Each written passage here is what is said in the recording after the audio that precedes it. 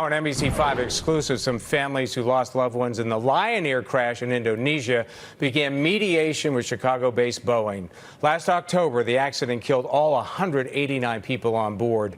Tonight, relatives of two of the victims hope this tragedy never happens again. NBC5's Natalie Martinez joins us from the Control Center with this exclusive story tonight. Natalie? Rob, today began crucial mediations between Boeing and the attorneys for the victims' families. We spoke with two families and their attorney who represent 50 others who filed suit against Boeing, and they're trying to get an amicable resolution without going to trial. Vinnie Wulandari recalls fond memories of her older brother Harvani, a co-pilot on the doomed Lion airplane. Justice can prevail.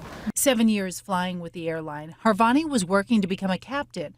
Vinnie says at first her brother was blamed for the plane going down in the Java Sea. It's very sad to hear that news. She says he didn't have a manual to help him when things went fatally wrong with the MCAS system. They didn't train about the new software that Boeing had already installed in the new plane.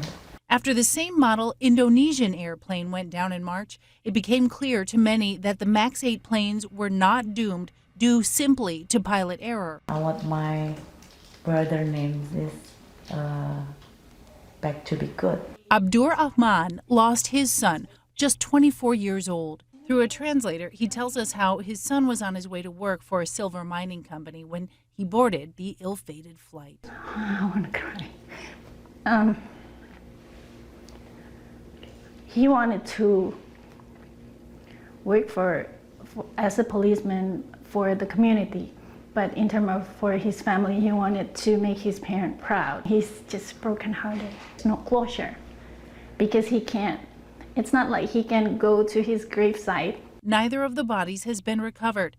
Theirs are among dozens of family members represented by Ribbeck Law. Some of their testimony has been videotaped.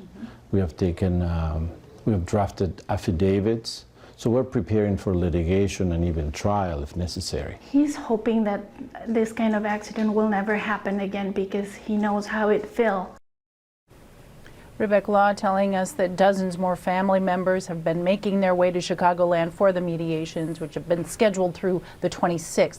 They had hoped not just for compensation, but better training for crews and a permanent fix for the 737 planes. Allison? Feeling for those families. Thank you, Natalie.